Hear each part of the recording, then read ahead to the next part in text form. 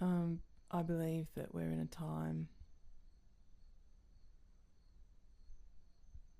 of really dysfunctional storytelling. I want to begin this piece by a quote with Derek Jensen. So often when people talk about creating new stories, what they are pretending is that you can simply make new stories and they will supplant the old ones without actually destroying the infrastructure that allows those in power to maintain their power.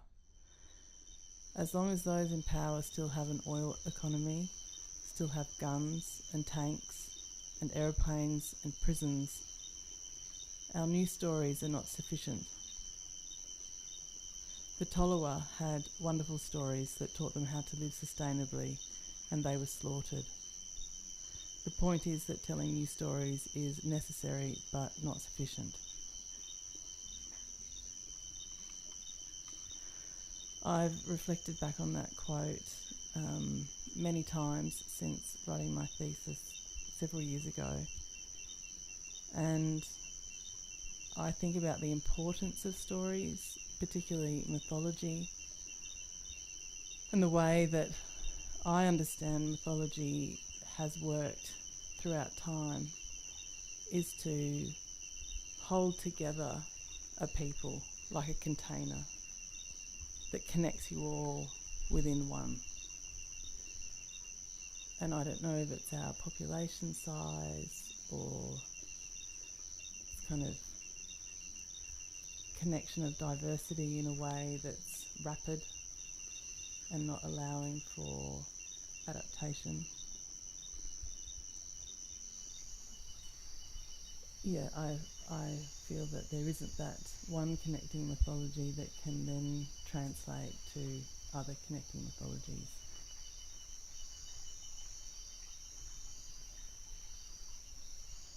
For the last few nights I've been carrying this sound recorder around, attempting to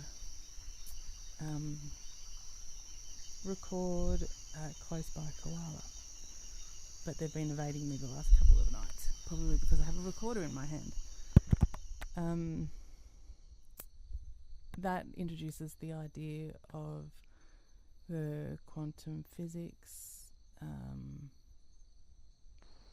experiment around the double slit. The electrons stopped behaving like waves and began acting like particles, and left a trace on the screen of two distinct strips with no interference. They had to admit something completely mind-blowing, that the fact of our observation or measurement destroyed the wave function of the photons, causing them to become like points corpuscular. The electron, under the influence of observation, behaved like a particle flying through one slit and not through two.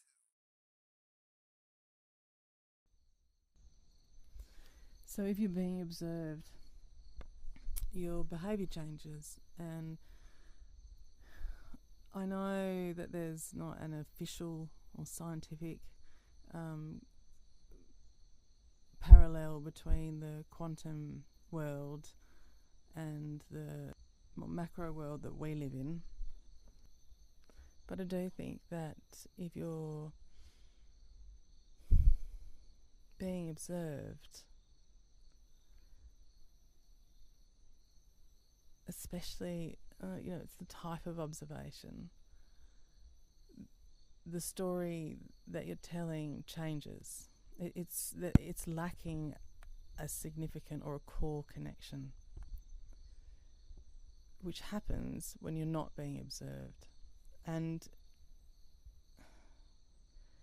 there's social media and that kind of opening of the world has created a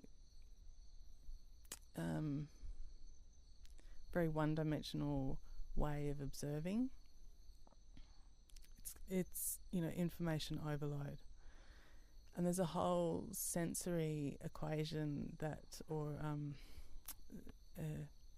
sensory experience that's missing, and that's the relationship with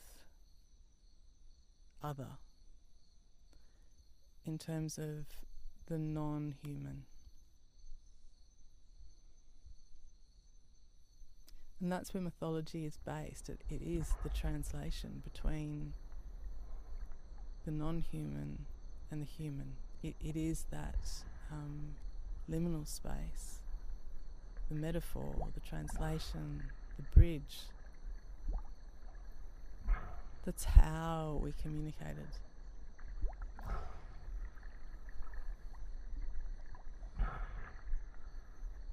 Anyway, I was talking about koalas.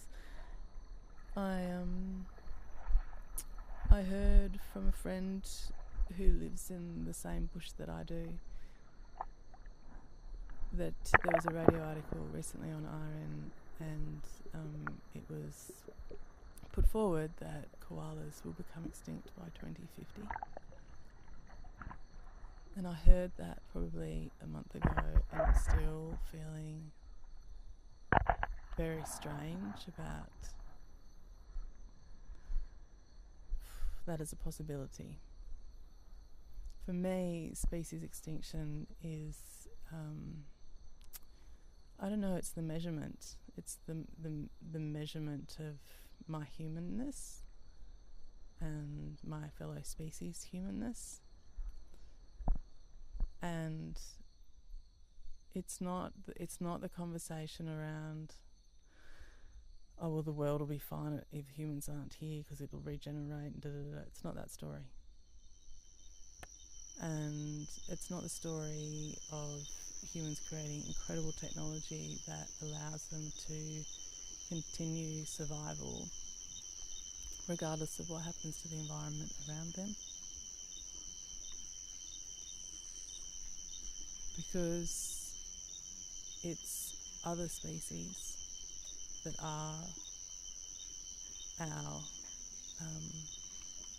moral compass, our mirror of how we understand ourselves, our respect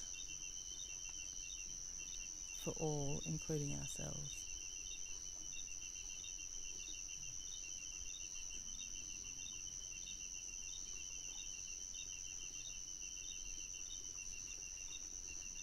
And as a human, you are a reflection of your environment, as everything is.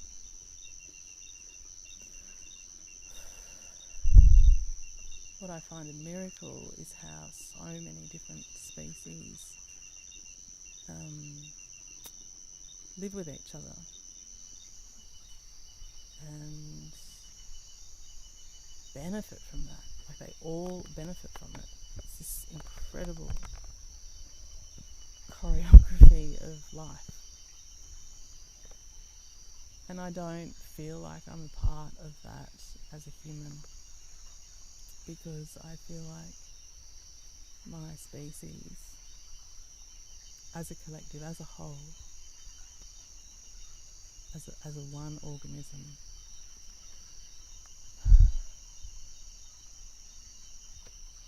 is not living healthily within that dance.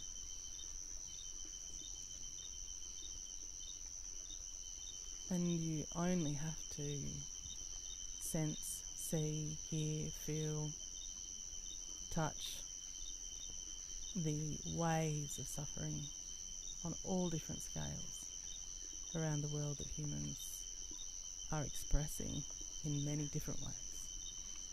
And so that's the whole kind of picture of what I understand storytelling about. It's about bringing us into story with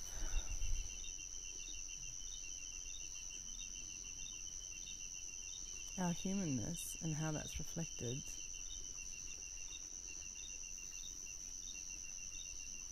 in the survival or the extinction of all other species. So I'm living here and I'm surrounded by many koalas. I live in dense bush, and it's an amazing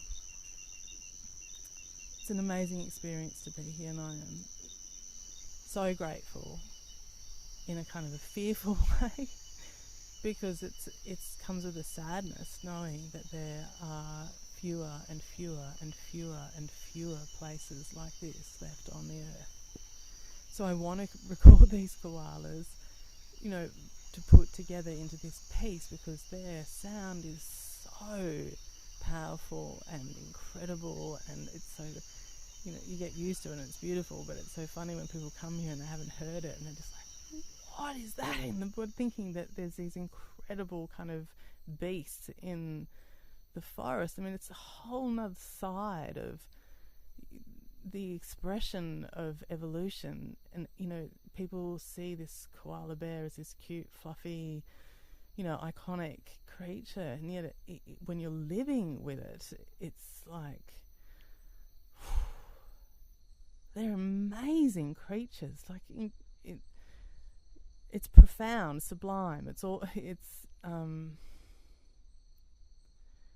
And I cast forward and I think it's impossible to imagine them not being here, but I've just been told that that's what's in play.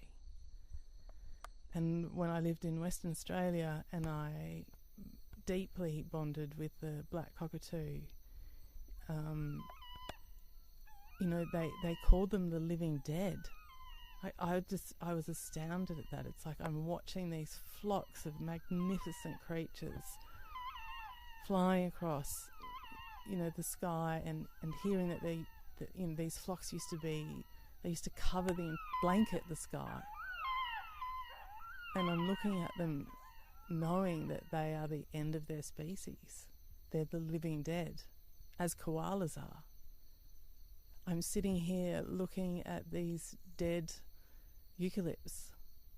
I mean, there is a forest appearing around me of dead giant trees. And they weren't even giant compared to what once existed here. And I was sitting here the other night, like looking at these trees, just thinking, you know, we're all, whether we're in the city or we're in the bush, we're all looking at this kind of huge death around us of so many things.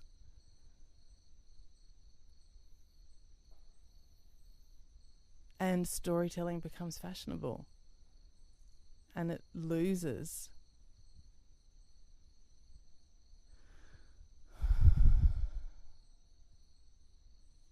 its primary function, which is to be, our navigator, our link. It's our tool, it's our survival tool, and we're not using it as a survival tool.